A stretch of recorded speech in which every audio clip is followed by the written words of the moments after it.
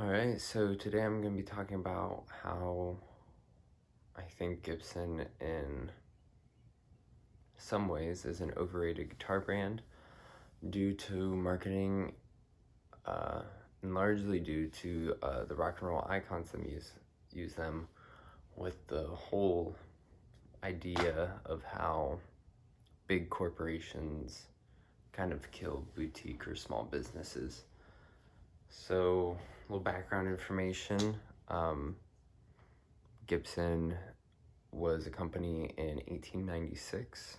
This is according to the Kalamazoo Public Library on Gibson Incorporated, and they were a mandolin making company. They didn't really start making guitars until the 20s or 30s, and then as America's music taste and style changed, they started making banjos and ukuleles and guitars, which became very popular. And with them having such a longer neck than all of them, they thought it'd be a good idea to make something called a trussed rod, which runs down the guitar neck and it doesn't warp. So I'm not saying that Gibson's bad, I'm just saying how I think they have become, I think in a lot of ways, killed brands that make better quality guitars or more popular than those due to being marketed for so long in people like Keith Richards, Eric Clapton, and the Beatles, just to name a few. Joe Perry from Aerosmith, people who use them.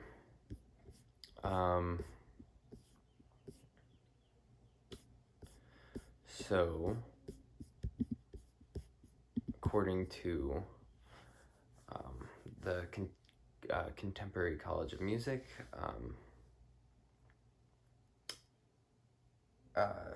Martin and Gibson were some of the first more popular designs of acoustic guitars. And a lot of what I'm going to be talking about is this. This is an Epiphone guitar, which is like a smaller branch of Gibson that makes more affordable guitars. And you'll see here a very angled headstock. Now this is a big part, and also how the strings are laid out. So if you'll see here, the strings really curve a lot to go to the tuning pegs.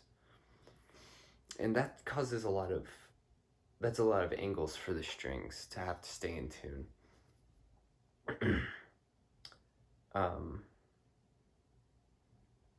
Which over the years, even though because of the marketing of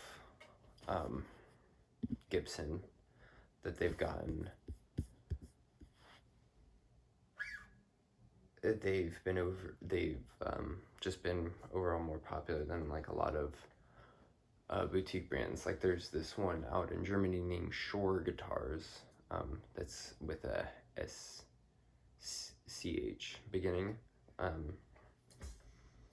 and other ones that have a more pointed headstock, so then the tuning pegs can go up in a arrow shape, and then the strings are perfectly straight instead of put at these angles, which aesthetically this is not a problem at all. I think it's very aesthetically pleasing and handsome looking headstock. The problem comes when you bend a string. If you have this string and you go to bend it, it'll go out of tune if you bend it too much. But guitars that don't have that style tend to stay in tune better and longer. And according to The Power of Big Business by Robert L. Heilbronner, in the U.S. trend of corporate emigration, it is easier for bigger corporations because of the funding, marketing,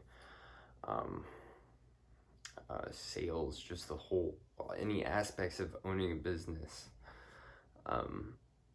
is just going to be that much more powerful, and so that makes smaller boutique brands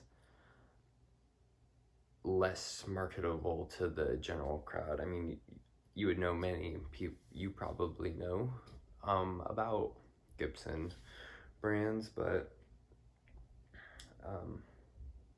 it just makes it harder for those smaller brands to make it.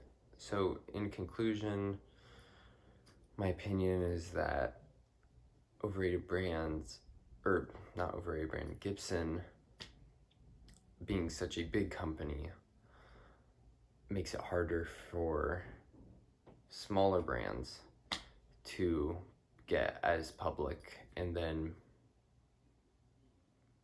kind of dominates the guitar world in terms of brands. So thanks for watching.